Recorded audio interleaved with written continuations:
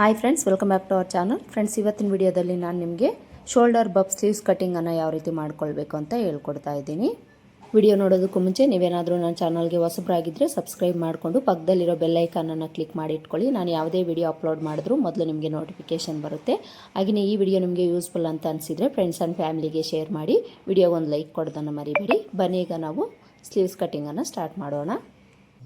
Sleeves cut ಮಾಡ್ಕೊಳ್ಳೋದಕ್ಕೆ ನಾವು 4 ಲೇಯರಲ್ಲಿ ಕ್ಲಾತನ್ನು fold ಮಾಡ್ಕೊಳ್ಬೇಕು. ಈ ಥರ 4 ಲೇಯರಲ್ಲಿ ಫೋಲ್ಡ್ ಮಾಡಿಕೊಂಡು ಫೋಲ್ಡಿಂಗ್ ಪಾರ್ಟ್ ನಮ್ಮ ಕಡೆ ಹಾಕ್ಕೊಂಡು ಎಡ್ಜಸ್ ಏನಾದರೂ ಹೆಚ್ಚು ಕಡಿಮೆ ಇದ್ದರೆ ಸ್ಟ್ರೈಟ್ ಆಗಿರೋ ಥರ ಒಂದು ಲೈನ್ ಹಾಕ್ಕೊಂಡು ಈಗ ನಾವು ಸ್ಲೀವ್ ಲೆಂತನ್ನು ಮಾರ್ಕ್ ಮಾಡ್ಕೊಳ್ಬೇಕು. ಇಲ್ಲಿ ನಾನು ತಗೊಳ್ತಾ ಇರೋ ಸ್ಲೀವ್ ಲೆಂತ್ ಬಂದು ರೆಡಿ 9 ಇಂಚು. ಇಲ್ಲಿ ನಾನು ಶೋಲ್ಡರ್ ಬಬ್ ಸ್ಲೀವ್ಸನ್ನು ಕೊಡ್ತಾ ಇದ್ದೀನಿ. ಇದಕ್ಕೆ ನಾವು ಅರ್ಧ ಇಂಚ್ ಮಾತ್ರ ಎಕ್ಸ್ಟ್ರಾ ಆ್ಯಡ್ ಮಾಡಿಕೊಂಡು ಮಾರ್ಕ್ ಮಾಡ್ಕೊಳ್ಬೇಕು. ಬಫ್ ಕೊಡೋದ್ರಿಂದ ಬಫ್ ಬೇಡ ಅಂದರೆ 1 ಇಂಚು ಎಕ್ಸ್ಟ್ರಾ ಆ್ಯಡ್ ಮಾಡಿಕೊಂಡು ಮಾರ್ಕ್ ಮಾಡಿಕೊಂಡು ಇಲ್ಲೊಂದು ಲೈನ್ ಹಾಕ್ಕೊಳ್ಬೇಕು. ಸ್ಲೀವ್ ಲೆಂತ್ ಆಯಿತು. ಈಗ ಸ್ಲೀವ್ ಲೂಸ್ ಮಾರ್ಕ್ ಮಾಡ್ಕೊಳ್ಬೇಕು. ಸ್ಲೀವ್ ಲೂಸ್ ಇವ್ರಿಗೆ 4.25 ಇಂಚ್ ಬೇಕು. 4.25 ಇಂಚ್ಗೆ ಮಾರ್ಕ್ ಮಾಡಿಕೊಂಡು ಇಲ್ಲಿಂದ ಮಾರ್ಜಿನ್ಗೆ 2 ಇಂಚ್ ಎಕ್ಸ್ಟ್ರಾ ತೊಗೊಂಡು ಮಾರ್ಕ್ ಮಾಡ್ಕೊಳ್ಬೇಕು. ಈಗ ಆರ್ಮಲ್ ಡೌನಿಂಗನ್ನು ಮಾರ್ಕ್ ಮಾಡ್ಕೊಳ್ಬೇಕು. ಆರ್ಮಲ್ ಡೌನಿಂಗು ಈ ಅಳತೆಗೆ 2.5 ಇಂಚ್ ತಗೊಳ್ಳಿ, ಸರಿ ಹೋಗುತ್ತೆ. 2.5 ಇಂಚ್ಗೆ ಮಾರ್ಕ್ ಮಾಡಿಕೊಂಡು ಇಲ್ಲೊಂದು ಲೈನ್ ಹಾಕ್ಕೊಳ್ಬೇಕು. ಈಗ ಆರ್ಮಲ್ ಲೂಸನ್ನು ಮಾರ್ಕ್ ಮಾಡ್ಕೊಳ್ಬೇಕು. ಆರ್ಮಲ್ ಲೂಸ್ ಬಂದು ಇವ್ರಿಗೆ 6.5 ಇಂಚ್ ಬೇಕು. 6.5 ಇಂಚಲ್ಲಿ ನಾವು 1 ಇಂಚ್ ಕಡಿಮೆ ತಗೊಂಡು ಈ ಥರ ಸ್ಟ್ರೈಟಾಗಿ ಮಾರ್ಕ್ ಮಾಡಿಕೊಂಡು ಇಲ್ಲಿಂದ ಇಲ್ಲಿಗೆ ಜಾಯಿಂಟ್ ಮಾಡ್ಕೊಳ್ಬೇಕು.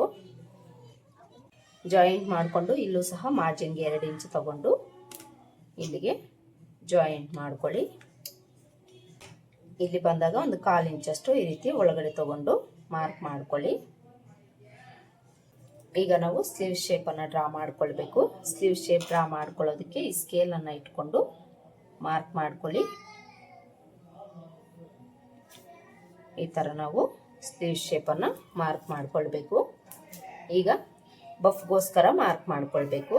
ಬಫ್ಗೆ ನಾನಿಲ್ಲಿ 2.25 ಇಂಚ್ ತಗೊಳ್ತಾ ಇದ್ದೀನಿ. ಇಲ್ಲೇನಾದರೂ ನಿಮಗೆ ಬಫ್ ಇನ್ನೂ ಜಾಸ್ತಿ ಬೇಕು ಅಂದರೆ ಒಂದು 3 ಇಂಚ್ ಲೆಂತನ್ನು ನೀವು ತಗೊಳ್ಬೋದು. ಈ ಥರ ಮಾರ್ಕ್ ಮಾಡಿಕೊಂಡು ಇಲ್ಲಿಂದ ನಾವು ಸ್ವಲ್ಪ ಡೌನ್ ಮಾಡಿಕೊಂಡು ಇಲ್ಲೇನು ನಾವು ಸ್ಲೀವ್ ಶೇಪನ್ನು ಡ್ರಾ ಮಾಡ್ಕೊಂಡಿದ್ದೀವೋ ಅದಕ್ಕೆ ಜಾಯಿಂಟ್ ಆಗೋ ಥರ ಮಾರ್ಕ್ ಮಾಡ್ಕೊಳ್ಬೇಕು. ನೋಡಿ, ಈ ಥರ ಮಾರ್ಕ್ ಮಾಡ್ಕೊಳ್ಬೇಕು. ಈ ಥರ ಮಾರ್ಕ್ ಮಾಡಿಕೊಂಡು ಈ ಮಾರ್ಕಿಂಗಿಂದ ಒಂದು ಅರ್ಧ ಇಂಚಷ್ಟು ಮೇಲಕ್ಕೆ ಮಾರ್ಕ್ ಮಾಡಿಕೊಂಡು ಇಲ್ಲಿಂದ ಒಂದು ಅರ್ಧ ಇಂಚಷ್ಟು ಒಳಗಡೆ ತಗೊಂಡು ಫ್ರಂಟ್ ಶೇಪನ್ನು ಮಾರ್ಕ್ ಮಾಡ್ಕೊಳ್ಬೇಕು. ನೋಡಿ, ಈ ಥರ ಮಾರ್ಕ್ ಮಾಡ್ಕೊಳ್ಬೇಕು. ನೋಡಿ, ಇದಿಷ್ಟು ಸ್ಲೀವ್ಸ್ನ ಮಾರ್ಕಿಂಗ್ ಆಯಿತು. ಈಗ ಇದನ್ನು ಕಟ್ ಮಾಡ್ಕೊಳ್ಬೇಕು.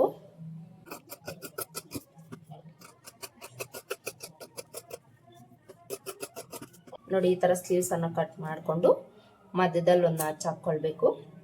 ಆರ್ಮೋಲ್ ಲೂಸ್ ಹತ್ರ ಒಂದು ನಾಚ್ ಹಾಕ್ಕೊಳ್ಬೇಕು. ಈಗ ಇದನ್ನು 2 ಲೇಯರಲ್ಲಿ ಓಪನ್ ಮಾಡಿಕೊಂಡು ಫ್ರಂಟ್ ಶೇಪನ್ನು ಕಟ್ ಮಾಡ್ಕೊಳ್ಬೇಕು. ಕಟ್ ಮಾಡಿಕೊಂಡು ಇಲ್ಲೊಂದು ನಾಚ್ ಹಾಕ್ಕೊಳ್ಳಿ. ನೋಡಿ, ಇದಿಷ್ಟೇ ನಾವು ಬಬ್ ಸ್ಲೀವ್ಸ್ಗೆ ಮಾರ್ಕ್ ಮಾಡಿಕೊಂಡು ಕಟ್ ಮಾಡ್ಕೊಳ್ಳೋದು. ಇವತ್ತಿನ ವಿಡಿಯೋದಲ್ಲಿ ಬಬ್ ಸ್ಲೀವ್ಸನ್ನು ಯಾವ ರೀತಿ ಮಾರ್ಕ್ ಮಾಡಿಕೊಂಡು ಕಟ್ ಮಾಡ್ಕೊಳ್ಬೇಕು ಅಂತ ನೋಡಿದ್ರಲ್ವಾ. ಐ ಹೋಪ್ ಈ ವಿಡಿಯೋ ನಿಮಗೆ ಹೆಲ್ಪ್ ಆಗಿದೆ ಅಂತ ಅಂದ್ಕೊಳ್ತೀನಿ. ಹೆಲ್ಪ್ ಆಗಿದೆ ಅಂತ ಅನ್ಸಿದ್ರೆ ವಿಡಿಯೋಗೆ ಒಂದು ಲೈಕ್ ಕೊಡೋದನ್ನು ಮರಿಬೇಡಿ. ಮತ್ತೆ ಸಿಗೋಣ ಮತ್ತೊಂದು ವಿಡಿಯೋದಲ್ಲಿ.